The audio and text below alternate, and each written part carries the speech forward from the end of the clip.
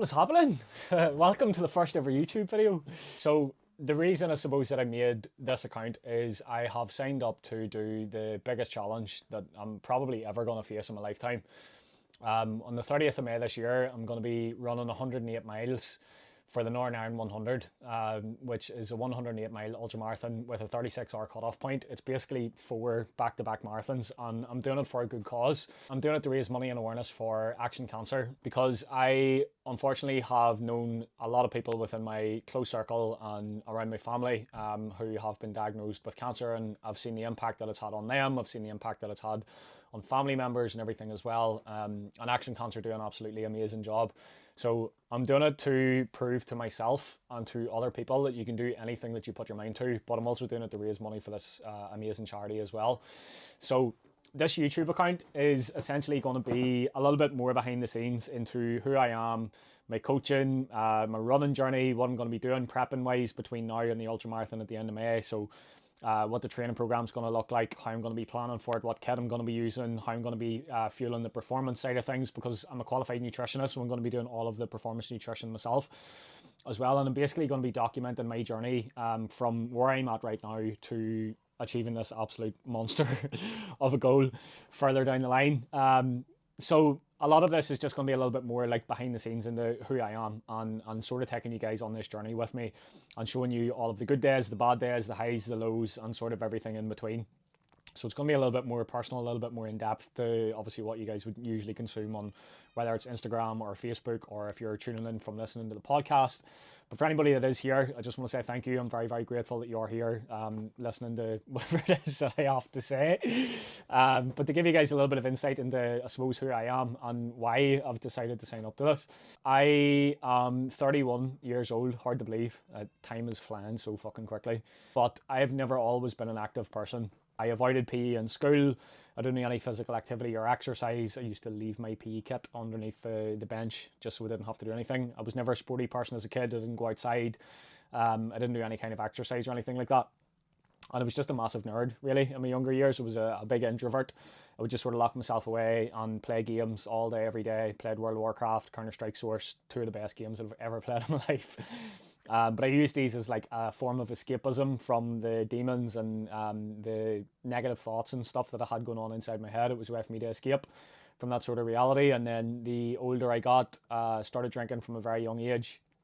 Started taking drugs from a very young age as well. It's not something that I'm very proud of, but I'm also very grateful for that part of my life, because I wouldn't be where I am right now. I wouldn't be in the position that I'm in hadn't I went through that dark period, and it sort of forced me to change and realise that I needed to do something different. I went to university. I was 19 and I moved over to Birmingham, and I don't know why. I just felt like if I was to move away somewhere, that I would move away from the problems and the demons that I had. But unfortunately, yeah, if you are struggling mentally, like you're just going to take that pain and those struggles with you. So I was drinking a lot when I was at university. I was studying computer science because that was the only thing that I really had an interest in at that point. I didn't have any hobbies. I didn't have any interests. I didn't have any goals or aspirations or anything like that. And really, university for me was just a 1 year massive party. I got a job in a nightclub doing promotion work, and I never had any like social skills or anything like that, so I couldn't really make eye contact with anybody. Whenever I was communicating with them, I'd always walk everywhere with like my hood up and my head down, and I was just very nervous, very introverted, kept myself to myself. But like the drinking gave me the sense of fake confidence, and then the drugs was a way to like numb myself from the uncomfortable thoughts and feelings that I was having, and that was my way of dealing with the poor mental health that I had. I was just bottling everything up inside. I would feel anger and guilt and shame for some of the things that I'd done over the years that I'm definitely not proud of, but it would just bottle everything up inside instead of talking about it, because as a man you're just sort of told to bottle up your feelings and bottle up your emotions, and like it literally just makes things worse. So my emotions would just build and build and build and build and build, and then I'd go out in the booze at the weekend, or I would take some drugs, or would do some of the things that I was doing before, and then everything would just explode, and I would take it out on myself. I would take it out on everybody else around me. I was thousands in debt. I was like 13 or 14,000 pound in debt whenever I left university. I was maxing out credit cards to buy alcohol and go partying at the weekends and stuff. And I dropped out of university. I came home. I had no job, no passion, no goals, no aspiration, and pretty much absolutely fucking nothing going for me. And I got arrested a couple of times, but again, I'm not proud of, but it sort of forced me to change, and that was when I hit rock bottom. I woke up in a police cell one night for drunk and disorderly. Can't even remember getting arrested, don't know why I got arrested, and that was the sort of turning point for me. I had a mental breakdown, and I sort of realised that I was going to end up dead or in jail, so something had to change. So when I come out of that, I had a conversation with my mum, and I started opening up about all of the dark thoughts that I was having. I was suicidal at one point as well, and I'd never really spoke to anybody about this out loud. I was having these really dark thoughts at this point, and I was struggling a lot, mentally, emotionally, physically as well. I wasn't looking after myself, and I wasn't making myself a priority at all. And I didn't have any hobbies or skills. I didn't have anything to look forward to, and I just didn't have a purpose or a mission, and I didn't know what I wanted to do in my life at that point. And I thought that this was the way that I was always going to be. But then eventually I got into exercising when I was 23, right? So I was only 23 when I very first started exercising. And it gave me this sense of like confidence and purpose and meaning. It gave me something to look forward to. It helped me feel better in my own skin.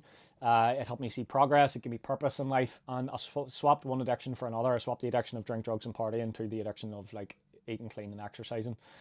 I suppose there's worse things that you could be addicted to, but I took it to the extremes. For the first 6 months that I was training, I couldn't go to the gym unless my best friend was there with me. He's literally the only reason that I went into the gym. Shout out James Devlin if you ever watch this. But yeah, I only went to the gym if he was there because I had no confidence. Thought that everybody was looking at me. I was really worried about dropping the dumbbells on my head or something like that, or just other people's opinions, when realistically, like what I know now, nobody gives a fuck. Everybody's going to the gym to do the same thing. They're all in there to better themselves, to become better versions of themselves. And like usually a lot of people that go to the gym or run or train, they've dealt with some dark things in the past themselves. But I loved the feeling that this gave me. It wasn't even about what it looked like. It was about how good it made me feel inside, how good it made me feel mentally. It helped me reduce overthinking. It helped me reduce stress and anxiety. And generally it just helped me feel so much better about myself. So I sort of went all in on it, and I was inconsistently consistent for the first sort of 6 months. After a period of time then, I did start feeling a little bit more comfortable and confident in the gym. I was doing the same thing, but I wasn't really getting any results or anything like that. And like my way of getting, or my perception of being healthy, was just going to the gym, lifting weights, and looking like a bodybuilder that you would see on the front of fucking magazines and stuff like that. I thought that's what healthy was. So in my head, I was like, right, if I can get as lean as possible, and I can strip off all of this body fat, and I can get visible abs, like it's going to make me really happy. But it just made me feel even worse, right? Because internally, I still hated myself, and I still didn't like the way I looked.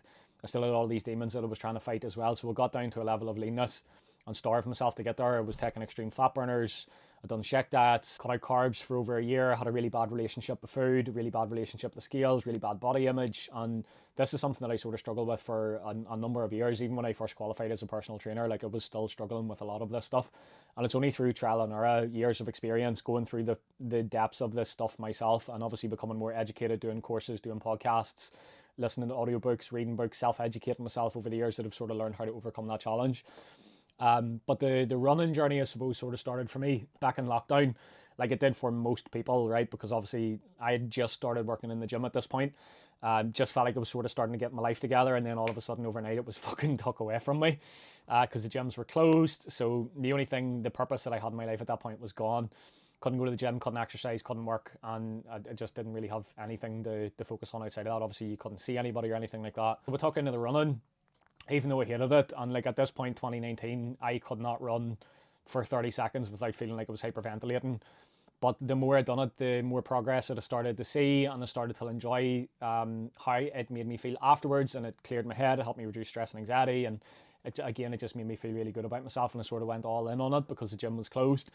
So I went from not being able to run for 30 seconds to building up to a 5k, 10k eventually, which I think took me like 3 or 4 months. And then eventually I worked up to doing a half marathon on my own in Armagh, which is the town that I'm from. It's got lots of fucking hills.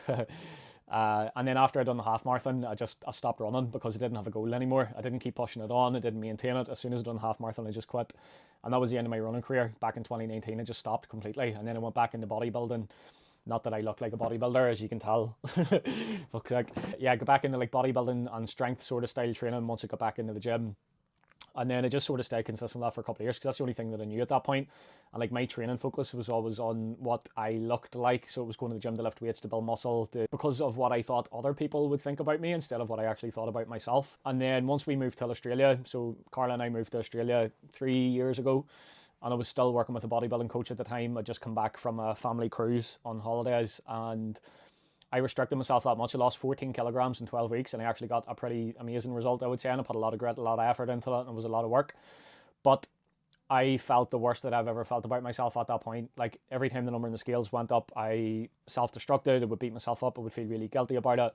I went on the cruise and ended up binging pretty much for the entire time that it was there. And I sort of realised that this bulk and cut cycle, or gaining fat and then losing fat and just going around in circles, wasn't serving me anymore. When we were in Australia, one of our friends there, shout out Dan, had said that he was going to sign up to do this marathon up the coast of Australia. And in my head at that point, I was like, right, well, if I'm going to do a marathon at any place in the world, it has to be Australia. It has to be up the coast, right? But in my head, I was like, there's no way I'm going to be able to do this. There's absolutely no way that I'm going to be able to run a marathon. I can barely run 5K without stopping, right? So this was an absolute monster of a challenge, and I put it off for a couple of weeks. I talked to Carla about it, and then eventually we got it booked together. And I'd done it to raise money and awareness for mental health and suicide prevention, and actually raised over £1,000, and that was the driver behind my success, I would say, because I had this public accountability and I had a higher meaning than it was just for myself. But I fell in love with running so much because we were running up and down the beaches. I was seeing consistent progress. I was hitting PBs, but it took the focus away from what I looked like to what I actually felt like instead. And I was going out to run because of how good it made me feel mentally. It cleared my head, stopped overthinking, reduced stress, boosted endorphins. It gave me pick me up during the day, and generally it just made me feel so much better than going to the gym did. And that's when I sort of fell in love with it. So I went from being able to run 5K to a full marathon in 16 weeks training.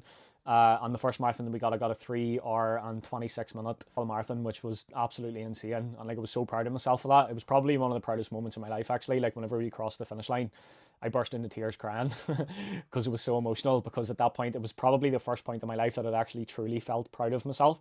And I realised that I could do difficult things, and I could do things that I never thought was possible, and I could push myself so far out of my comfort zone than I ever realised before. And then I just got back to work essentially after that, and I booked a ultramarathon last year. So it was a 40-miler down in Connemara, up around the mountains. It was one of the most breathtaking, beautiful experiences that I've ever had in my entire life. It was fucking insane. There was 1,000 meters of elevation in it, which was pretty insane. So there was lots of hills and things like that, but it was one of the best days of my life. Same again, I'd done it for mental health and suicide prevention. I think we raised £1,500 for that one, and it worked out really, really well. And again, that just proved to me that I could do even more difficult stuff.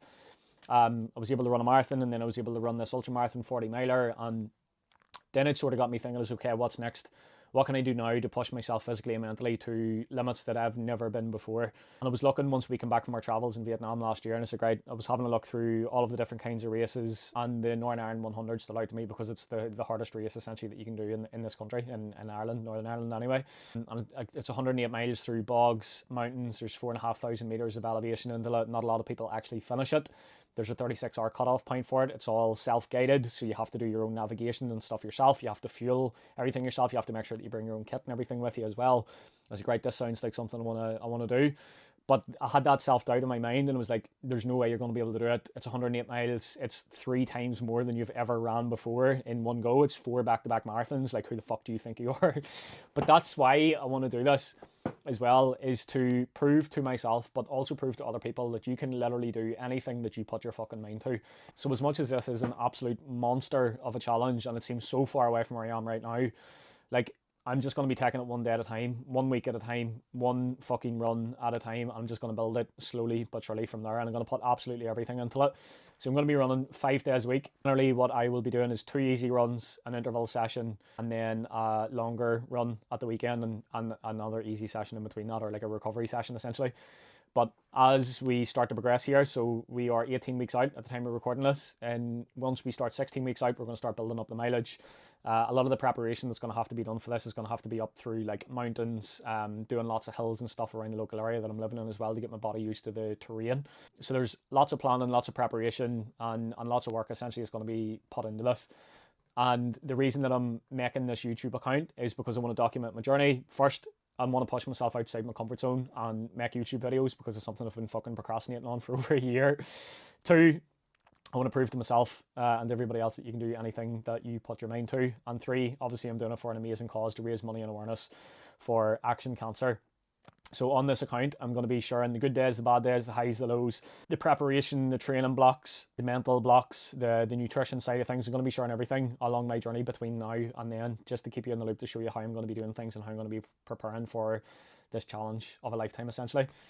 But this is my first ever YouTube video. So I'm not really sure if anybody's actually going to be listening to this or if anybody's going to be watching, but I would appreciate some feedback on it. If you are somebody that's watching it, like leave a comment below. Let me know what you thought. Let me know what you would like to see more of. Like if there's any specific kinds of videos regarding training or running or mindset or anything like that, drop a comment below, or you can send me a private message, and I would really appreciate any feedback, because obviously the more feedback that I can get from you, the better that I can make these videos, and the better topics essentially that I can bring to you to help you understand where I'm at and what I'm going to be going through to achieve this monster of a goal. So yeah, thanks for listening, and I will see you in the next one.